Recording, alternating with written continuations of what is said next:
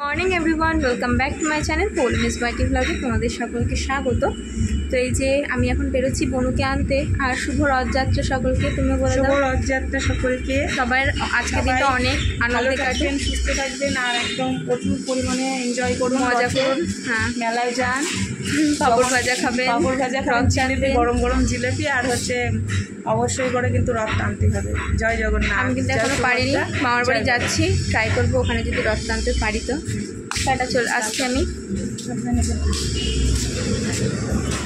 এবছর বোনের আবদার যে পিসিমণি আমি তোমাদের ওখানের মেলা দেখবো, তো দিদিকে পাঠাও আমায় নিতে। তো ফোন করেছে সকালে, অনেকবারই কল করা হয়ে গেছে, তাই এখন আমি ম্যাডামকে নিতে যাচ্ছি। তো এই দেখো বন্ধুরা, প্রীতিকে নিয়ে চলে এসেছি। এই দেখো শুয়ে পড়েছো, এসে নি। পা ধুয়েছিস? হাত পা ধোয়া হয়ে গেছে। এখন আজকে তো আমাদের নিরামিষ, তো মা রান্না করেছে ডালিয়া আজকে আবারও সবজি দিয়ে সুন্দর করে, আর হয়েছে হয়তো বেগুনি। তো দেখি পাঁপড় ভাজা হয় কিনা, হয়েছে কিনা সেটাও জানি না। আর ঝুরি আলু ভাজা আছে। তো চলো, মানে ওই শাহি আলু ভাজা। এত বকর বকর করছি। তো যাই হোক, চলে তো এসেছি বাড়িতেই।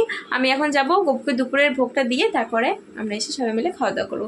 চলো, তারপর তোমাদের সাথে শেয়ার করবো। তো যেমনটা বললাম তোমাদের, আজ আমাদের নিরামিষ খাবার দাবার হবে। তো দেখো এখানে মা সবজি দিয়ে ডালিয়া করেছে, বেগুনি, শাহি আলু ভাজা করেছে। তো আমরা তিনজন খাবো। আর এদিকে দেখো মা লাইভ করছে, আর এই যে আমি আর বোন কিন্তু বসে আছি খাবো বলে। তো চলো খাওয়া দাওয়া করে নেওয়া যাক।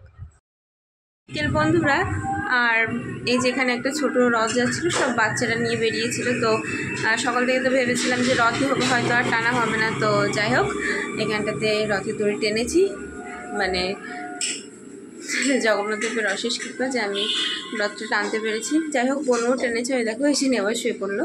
তো এখন গোপুসোনাকে বিকেলের ভোগ দেবো। আর অল্প অল্প বৃষ্টি পড়ছে, আর রানাঘাট কোর্টমোড়ে হচ্ছে আমাদের মেলা।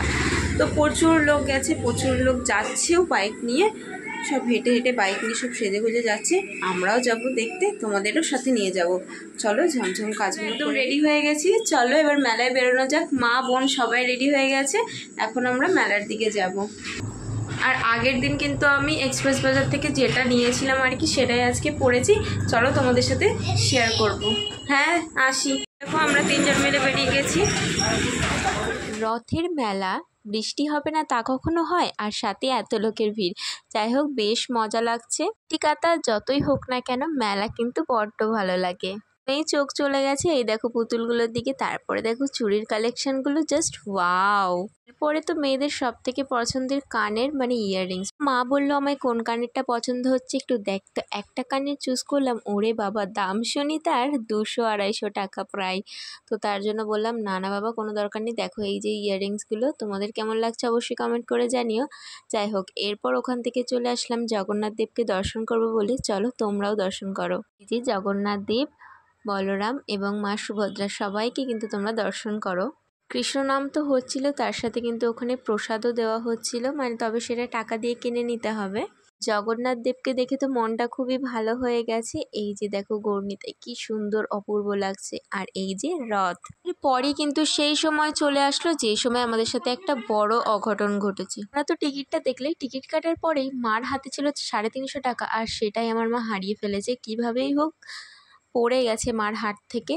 তো অন্য কেউ হয়তো পেয়েও গেছিলো, আমরা অনেক খুঁজেছিলাম সাথে সাথে, কিন্তু পাইনি। যাই হোক, আর কি করা যাবে। তারপর তো মনটা খুবই খারাপ, তবু আর কি বলবো। এখনও কিন্তু আমরা বুঝতে পারিনি, যতক্ষণ আমরা এর ওপরে ছিলাম তখনও কিন্তু বুঝতে পারিনি।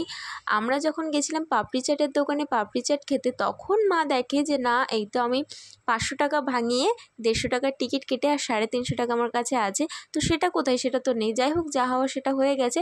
পরবর্তীতে আমরা খুঁজে টুজে এসে দেখো এখন পাপড়ি চাট খেয়ে নিচ্ছি আমি, বোন আর মা। তারপরে চলে এসেছিলাম মথুরা কেক খেতে। মথুরা কেক খেয়ে এদিকে চলে এসেছি। দেখো এই জুয়েলারিগুলো তোমাদের কেমন লাগে অবশ্যই কমেন্ট করে জানাবে। মার নাকি বড্ড পছন্দ, তার জন্য মা কিন্তু এখান থেকে একটা চিক টাইপের নিয়ে নিয়েছে, আর সাথে কিন্তু 4টে চুড়িও নিয়েছে। এরপরে রথের মেলা যেটা স্পেশাল জিনিস, জিলেপি, সেটা তো খেতেই হবে। জিলেপি নিয়ে বাড়ি গেলাম। তোমাদের কেমন লাগলো অবশ্যই কমেন্টে জানিও। টাটা।